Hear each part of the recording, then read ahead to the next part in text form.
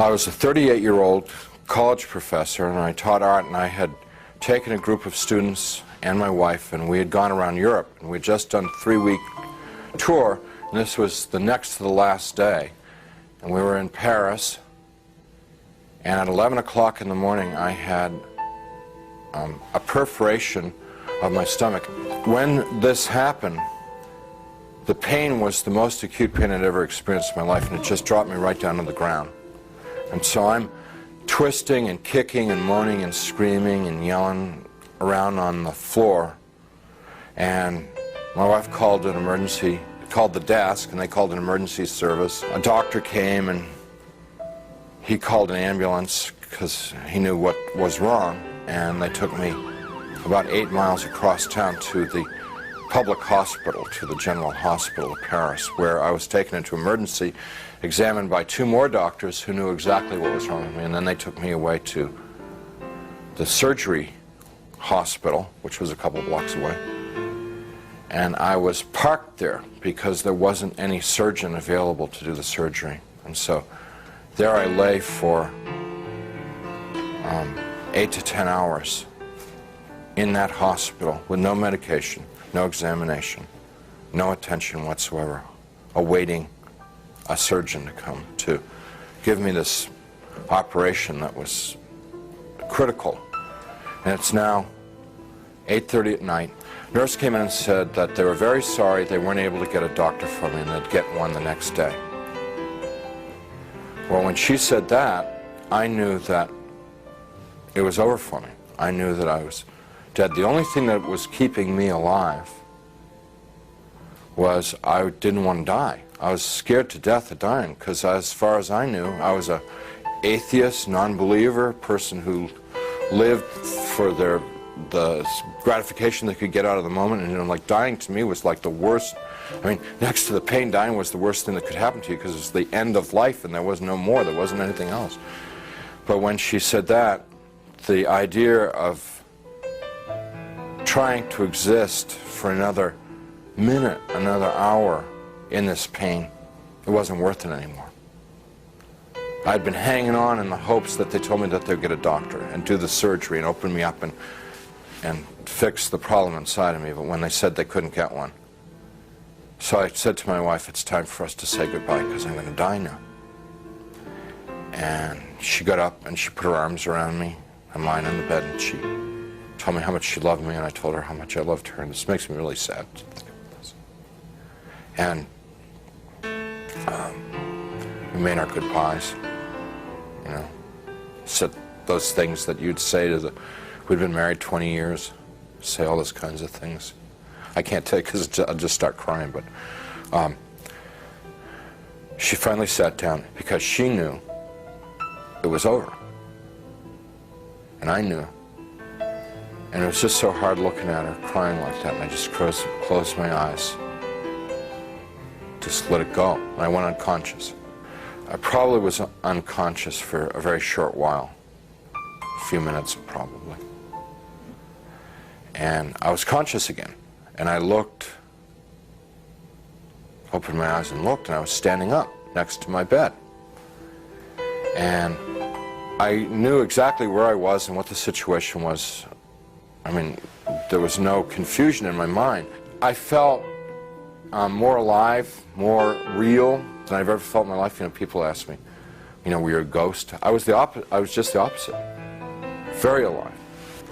As I'm looking around the room, I see that there's, underneath the sheet on the bed, there's something under the sheet, a body. And so I bent over the bed, the head was turned away from me, and I looked at the face, and it looked like me. But that wasn't possible because I was standing there. I'm alive, I'm great, you know. I mean, I'm more than great. I'm like, you know. And so I tried to talk to my wife. Can't you hear me? And, can't you hear me? you know, she couldn't hear me or see me. That's not me. But I thought What's going on that she here? just was ignoring me. So I got very angry at her for ignoring me, for not paying attention to me. And I'm screaming and yelling at her, what's going on here? Why is this body in the bed that looks like me, and how to get there and stuff like that. And I had a sneaking suspicion that the body in the bed was me, but I didn't want to think about that because that was too scary. So I'm getting really agitated and upset because this is all too weird. You know, this can't be happening. It's impossible. I've got a hospital gown on, and it's like really, everything's really real. And I hear people calling me outside the room, and they're saying to me in soft, gentle voices, "Howard, you got to come with us now. Come quickly. Come out here." So I go over to the doorway of the room, and there's people out in the hallway, and they're the hallway's dank. It's gray. It's not light or dark. It's just gray, and they're all in grayness, and they're men and women, and what they're wearing might possibly be hospital uniforms. And I asked them if they were from the doctor to take me to the operation, and I told them, I said, I'm really sick and I'm going to have an operation and I'm going to die if I don't get this operation. And I was supposed to have the operation 8 hours ago, and I'm telling them all this stuff, and they're going, well, we know, we understand. You know, you got to come quickly. Howard, come out here. Howard, come quickly. Come with us. Howard, we've been waiting for you. Waiting. I left the room, which was real, clear, bright, and went into the hallway, which was dank and hazy, and followed these people. We had a very long journey. There's no time, and whenever I make a reference to time, it's just an illusion, because there was no time in this place. But this journey, if I were to recreate it, I'd have to walk like from Nashville to Louisville or something to recreate the walk with these people. And as we walked, they stayed around me and kept moving me on, and it kept getting darker and darker. They were becoming more and more openly hostile to me. First they were sort of syrupy sweet to get me to go with them, and then when I was going along with them, it was like, hurry up, keep moving, you know, shut up, stop asking questions, you know, they started getting more ugly. And so we get into complete darkness, and I'm absolutely terrified, because these people are very hostile, I don't know where I am. I said, I'm not going to go with you any further. They said, you're almost there. And we started to fight. I was trying to get away from them. They were pushing and pulling at me. And there are now a lot of them. What originally had been like a handful now was, since it was darkness, hundreds or thousands. I have no idea. And they're playing with me. You know, clearly they could have just destroyed me if they wanted to. They didn't want to destroy me. What they wanted to do was they wanted to inflict pain on me, because they derived, pleasure isn't the right word, but they derived satisfaction out of the pain that I experienced. So what they were doing in the beginning part was, it's real hard for me to talk about, and I'm not going to tell you much about it, just a little bit, because it gets, it just gets too ugly. But initially they were like tearing and biting, tearing with their fingernails, scratching, gouging, ripping, and then biting. Trying to defend myself, trying to fight them off, trying to get away from them, but it's like being in a beehive. There's just hundreds of them all over me. And I eventually was just laying on the ground there, all ripped up, pain everywhere, inside, outside, and even harder to bear than the physical pain was the emotional pain of what had just happened to me. The utter degradation that I just experienced. You know, I never once felt that it was unjust or wrong. I heard my voice. It wasn't somebody else's voice. It wasn't the voice of God or anything. It was my voice. And I heard it speak, but I didn't speak it. So whether it's the voice of my conscience or, I don't know what it was. It was just, but I distinctly heard my voice say, pray to God. And so I thought to myself, I don't believe in God. Pray to God. And I'm thinking, even if I could pray, I don't know how to pray anymore. I haven't prayed. And at that time, I probably hadn't prayed in 22, 23 years. So I'm thinking, like, when I was a child, and we said prayers in Sunday school, and we said prayers in church, and what did we say? And I'm trying to think of it, because to me, to pray was to recite something that I'd learned. That's what I thought a prayer was then. So let's see, the Lord is my shepherd. Give us this day our daily bread. My country, 'tis of thee. No, that's not a prayer, that's wrong. Let's see, yea, though I walk through the valley of the shadow of death, fourscore and 7 years ago, our forefathers. I'm getting all mixed up. I can't remember how to pray. And then the people who were around me, every time I'd like mention God, these people who had attacked me and beaten me, every time I mentioned God, it was as if mentioning God was throwing boiling water on them. They would shriek, they would scream, they would yell, and in worse profanity than anything I've ever heard in this world. The other thing that was happening was that they couldn't bear to be around me talking about God. It was so painful for them to hear about God that they kept backing away. And so I had a sense that I could push them away by talking about God. And so I'm trying to remember prayers, and I'm getting all confused and mixed up, and it was just all crazy, and I'm lying there, and eventually I realized that they're gone, and I'm alone. Now, I was alone there for an eternity, and what I mean by that was absolutely no sense of time. But I thought about my life, thought about what I'd done and what I hadn't done. I thought about the situation I was in, and the conclusion that I came to is that I had lived my adult life, I had lived a selfish life. My only God in my adult life was myself. I realized that I was something terribly, terribly wrong with my life, and that the people that attacked me were the same kind of people that I was.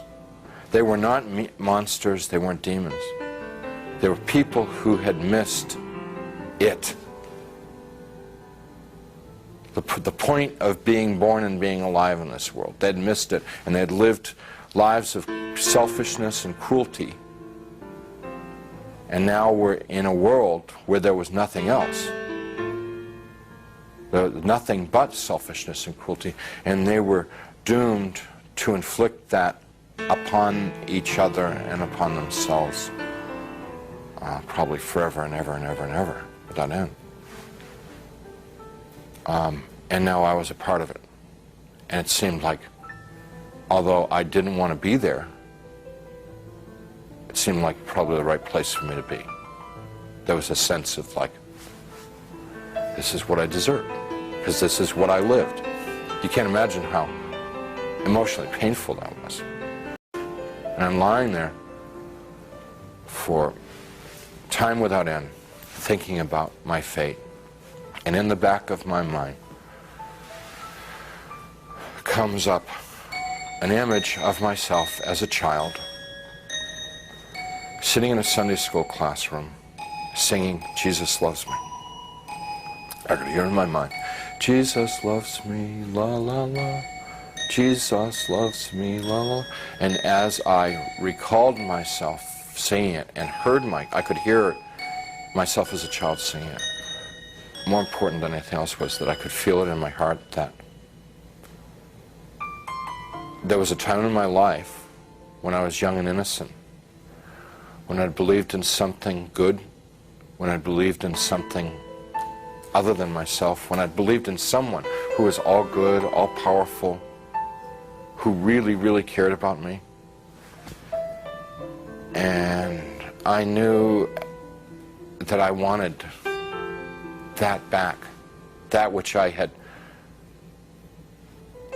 lost, that I'd thrown away, that I'd betrayed. I wanted that back. That I didn't know Jesus, but I wanted to know Jesus. I didn't know his love, but I wanted to know his love. I didn't know if he was real, but I wanted him to be real. You know, I mean, this was all just because I trusted that there was a time in my life that I had believed in something, and that I knew, I had known once as a child that it was true, and I wanted to trust that it was true. So I called out into the darkness, Jesus, please save me. Please, save me. And he came. He came. First there was a tiny little speck of light in the darkness, and it very rapidly got bright. And the light became so bright that if it were in this world, it would have consumed me. It just would have fried me to a crisp. But it wasn't at all hot or dangerous there. The light just came upon me, and he reached down. He was in this light, and he reached down out of this light and gently started to pick me up. And in his light, I could see that I was gore and filth and wounds all over. And I looked like roadkill. And he's gently putting his hands underneath me and very tenderly picking me up. And as he's touching me, everything just goes away. All the wounds, all the pain, all the dirt, it just kind of like evaporated away. And I'm like whole and healed. And inside,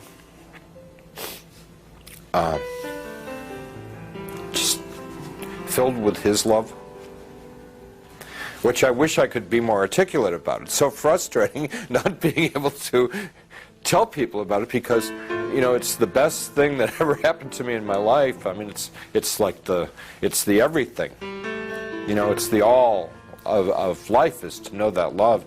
And you know, I get to it and I just can't describe it. I can't convey it to you. So he's holding me and embracing me, rubbing my back like a father would his son, like a mother would her daughter, just gently rubbing my back. And I'm bawling like a baby, out of happiness. I mean, like the release, you know, having been lost and now been found, having been dead and now brought back to life, you know. And he's carrying me out of there. Up we just go. Out, gone.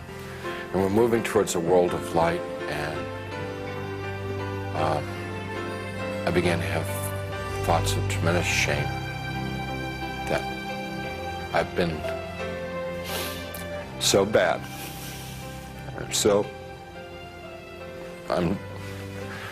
I thought of myself as dirt, garbage, filth. And I thought to myself, he's made a mistake. I don't belong here. He doesn't want me.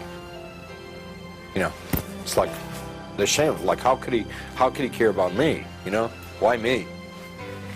I'm bad. And we stopped. We weren't in hell, we weren't in heaven. We were in between. And we stopped, and he said, we don't make mistakes. You belong here. And we began to converse, and he was talking and telling me things, and he brought over some angels, and we went over my life from beginning to end. And what they wanted to show me in my life was what I had done right and what I had done wrong. And without going through my whole life story, it was real simple, real simple. When I had been a loving, kind person, considerate of other people, it made the angels happy, it made Jesus happy, and they let me know that it made God happy. And when I had been selfish and manipulative, it made the angels unhappy, it made Jesus unhappy, and they let me know that it made God unhappy. What they were trying to convey to me,